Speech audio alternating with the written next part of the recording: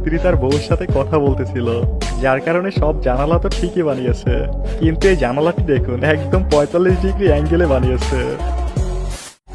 এই কারিগরটির কাজের প্রতি এতটাই ভালোবাসা যে রাস্তায় পানি নামার নালাটি বানিয়েছে ঠিকই, কিন্তু নালার চারিপাশে উঁচু করে বাঁধ দিয়ে রেখেছে যেন রাস্তা ডুবে যায় যাক, কিন্তু নালা যেন ঠিক থাকে।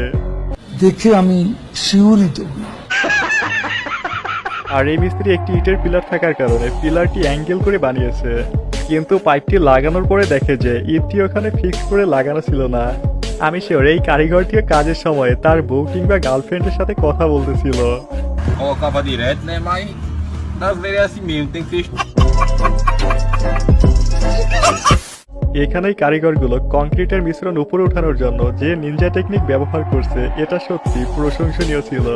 এরা মিস্ত্রি হলে কি হবে, এদের ট্যালেন্ট কিন্তু কোনো অংশে কম নয়। वाह क्या सीन है। এই কারিগরটি এতই মনোযোগ দিয়ে কাজ করছে যে সিঁড়ি বানিয়েছে ঠিকই, কিন্তু সিঁড়ি দিয়ে উপরে ওঠার মতো কোনো জায়গায় রাখেনি। বাড়ির মালিক এটা দেখার পরে হয়তো কারিগরকে সোজা উপরে পাঠিয়ে দিয়েছে। क्या कारीगरी है।